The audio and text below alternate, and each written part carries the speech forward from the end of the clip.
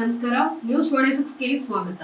ಚಿಂಚೋಳಿ ತಾಲೂಕಿನ ಕುಪ್ಪನೂರು ಗ್ರಾಮದ ಆರಾಧ್ಯ ದೈವವಾದ ಶ್ರೀ ಮಲ್ಲಿಕಾರ್ಜುನ ಜಾತ್ರಾ ಮಹೋತ್ಸವವು ಬಹಳ ವಿಜೃಂಭಣೆಯಿಂದ ಜರುಗಿತು. ಇಲ್ಲಿ ಸಾವಿರಾರು ಭಕ್ತರು ಬಂದಿದ್ರು. ಸುಲಪೇಟೆ ಹಾಗೂ ಪಂಚಿನಪಲ್ಲಿ, ಬೇಡಕಪಳ್ಳಿ, ಕೊಂಡಂಪಳ್ಳಿ, ಕೇರೋಳಿ, ಗಡಿಗೇಶ್ವರ, ಬೀರನಹಳ್ಳಿ ಈ ಹಳ್ಳಿಗಳಿಂದ ಸಾವಿರಾರು ಭಕ್ತರು ಬಂದಿದ್ರು. ವಿಶೇಷವಾಗಿ ಜೋಳದ ತೆನೆಯನ್ನ ತಂದು ನಂದಿ ಕೋಲಿಗೆ ಅಕ್ಷತೆ ಮುಖಾಂತರ ಭಕ್ತಾದಿಗಳು ಅರ್ಪಣೆ ಮಾಡಿ ಸಂಭ್ರಮಿಸಿದ್ರು.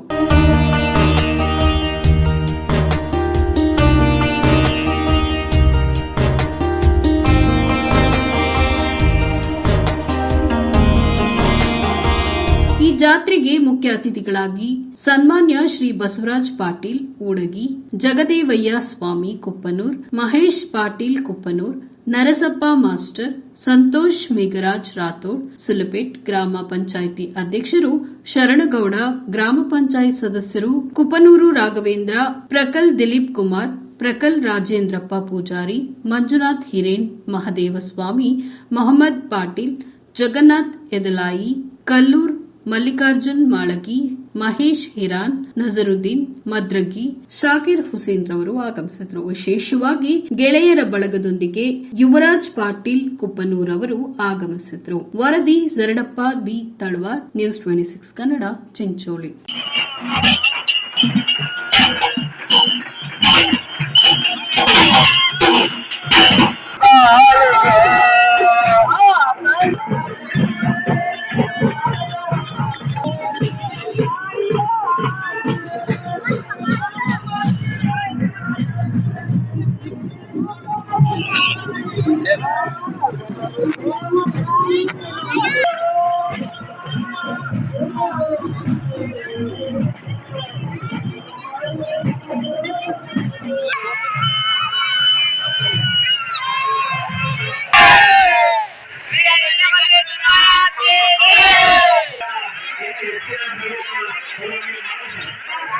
ಊಟಕ್ಕೆ ಬರ್ತಕ್ಕಂಥ ಎಲ್ಲ ಭಕ್ತಾದಿಗಳು ಹೇಳ್ತಾ ಇದ್ದಾರೆ, ನೀವು ಭಕ್ತಾದಿಗಳಂತೆ ಕುಡಿಯಲು ನೀರೇ ಬರ್ತಕ್ಕಂಥ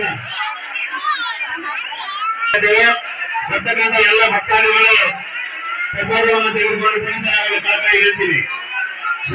ಈ ಕಡೆಯ ಕಾಲನ್ನ ಆ ಕಡೆ ಈ ಕಡೆ ಚೆಲ್ ಮಾಡಿ ದೇವರನ್ನು ದರ್ಶನವಾಗಿ ಪುನೀತರಾಗಲು ಕಾಯ್ತಾ ಹೇಳ್ತೀವಿ.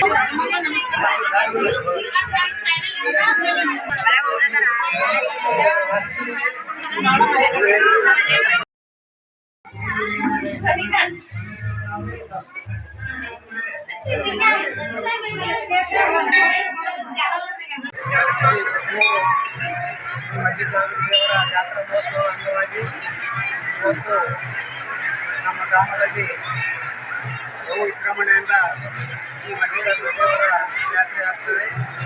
ಈ ಜಾತ್ರೆ ವಿಶೇಷತೆ ಏನಂದರೆ ಪ್ರತಿ ಸಂಕ್ರಮಣದ ಕರಿ ದಿವಸ ಅಂದರೆ ಸಂಕ್ರಾಂತಿ ಮರುದಿವಸ ಯಾವ ದಿನ ಬರ್ತದೋ ಆ ದಿನ ಸಂಕ್ರಾಂತಿ ಮರುದಿವಸ ಜಾತ್ರೆ ನಡೀತದೆ.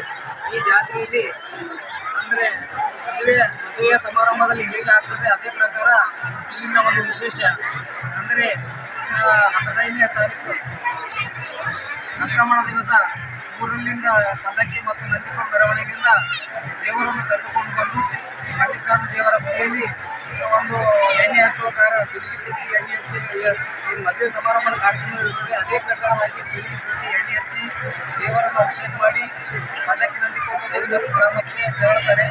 ಮರು ದಿವಸ ಅಂದರೆ ಸಂಕ್ರಮಣದ ಕರಿ ದಿವಸ ಏನು ಜಾತ್ರೆ ಇರ್ತದೆ.